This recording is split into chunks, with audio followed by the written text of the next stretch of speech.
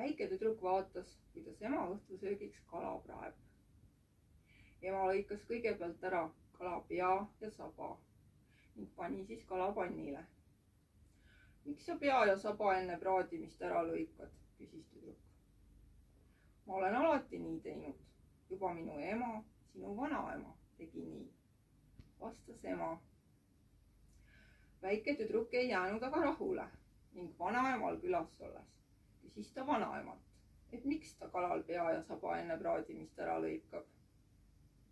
Vanaema mõtles ja vastas siis. Ma ei tea, minu ema tegi ka alati samamoodi. Seepeale läks väike tüdruk küsimusega vanaema juurde. Vanaema vastas. Mul oli lihtsalt liiga väike pann. Kindlasti on igas peres kombeid ja traditsioone, mis antakse edasi põlvest põlve, sageli teadmata, kust see alguse on saanud. Samamoodi on retseptivihikutega ja kudumismustritega, et need jäävad enamasti pereringi.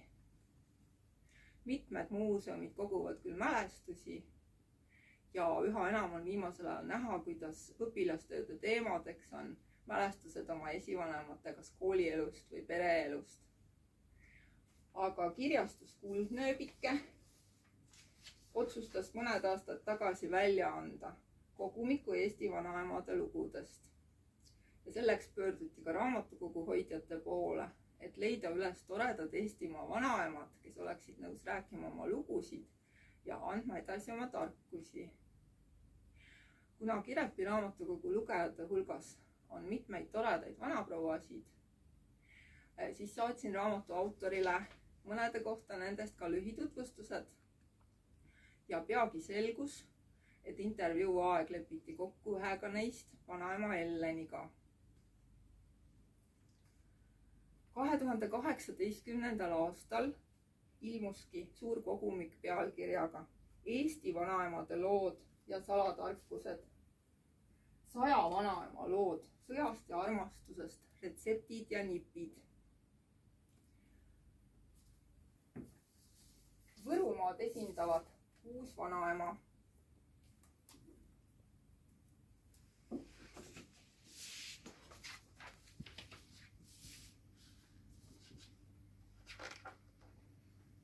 Vanaema Ellen jutustab oma vanaema elust. See lamp kuulus Elleni vanaemale ja siin pildil on Elleni vanaema Anna-Karoliina 22-aastane. Vanaema Liisi, kelle kutsumuseks on õmblemine, jagab ka õpetusi, kuidas kombekalt käituda. Vanaema Elisaveta õpetab tegema toloknat, verret ja serpähvust.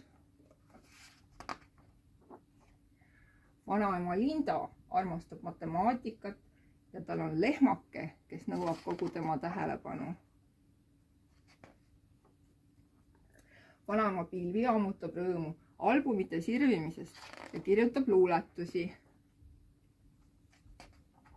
Vanaema Raaja on krapsakas poeomanik ja õpetab tegema laiskara barbrikooki. Vanaemade tarkuse raamatu lõpetab mõttetera. Igal hommikul, kui sa tõstad pea padjalt, on sul olemas kõik, mida sa vajad. Soovin kõikidele vanaemadele ja emadele ilusat pidupäeva.